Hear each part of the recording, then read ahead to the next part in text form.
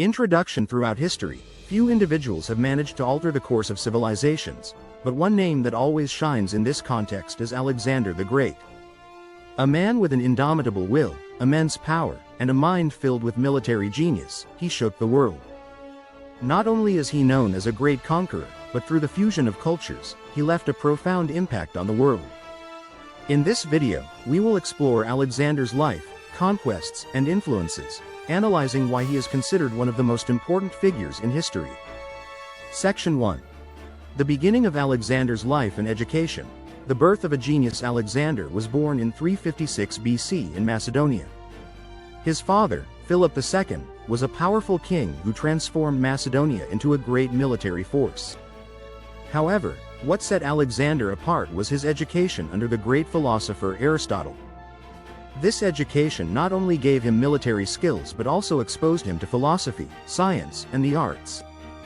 From an early age, he showed signs of being ambitious and fearless, traits that later became evident in his life.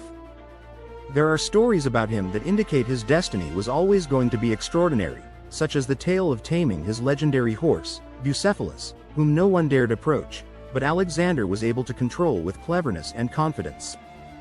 This was a sign of his future strength and determination. During his teenage years, he fought alongside his father in battles, demonstrating his extraordinary talent for military strategy. One of his earliest victories was his successful leadership at the Battle of Chaeronea, proving he was not just a prince, but a true commander. Section 2. The beginning of conquests and the conquest of Persia. The birth of an empire. After the assassination of Philip II, Alexander ascended to the throne at the age of 20. His first step was to suppress internal rebellions and unite Greece. But this was just the beginning. He had a larger goal in mind: to conquer the greatest empire of the time, the Achaemenid Empire of Persia. His campaign against Persia began with the monumental Battle of Granicus, where Alexander crushed the Persian army with flawless strategy. But this was only the prelude to the fateful Battle of Issus, where he faced Darius III, the Persian king, and defeated him. Darius fled, and the Persian royal family fell into Alexander's hands. However, unlike other conquerors, Alexander treated them with respect, showcasing his wise political strategy. The climax of his conquests in Persia was the Battle of Gaugamela, where Alexander's unmatched tactics crushed Darius's vast army and dismantled the Achaemenid Empire. After this victory, Alexander entered Persepolis and controversially set its palaces on fire. Was this an act of vengeance, or a decision based on emotions? Historians still debate this issue. Section 3. Alexander in the East. The conquest of India and the encounter with King Porus. After conquering Persia, Alexander continued his thirst for conquest and moved eastward into India. There, he faced one of the toughest battles of his life, the Battle of the Hydaspes. His opponent, King Porus, put up a fierce defense with giant war elephants and resilient soldiers. However, Alexander, with his military genius, managed to defeat him.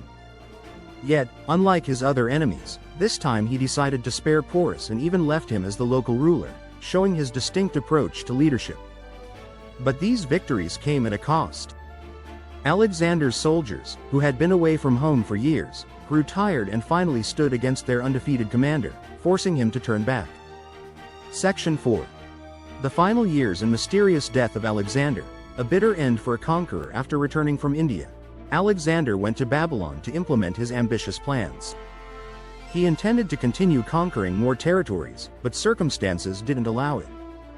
Disagreements among his commanders, revolts in newly conquered regions, and the fatigue of his army all threatened his empire.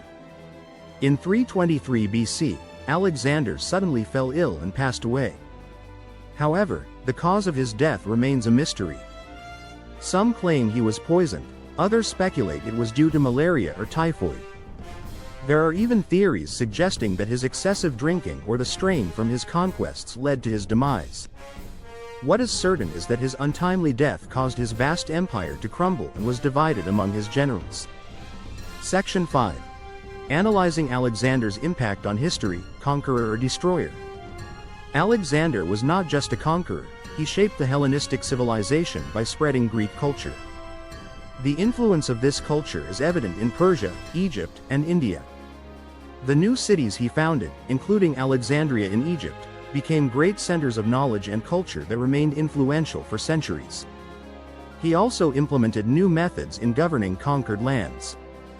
He adopted some Eastern customs and sought to blend different cultures.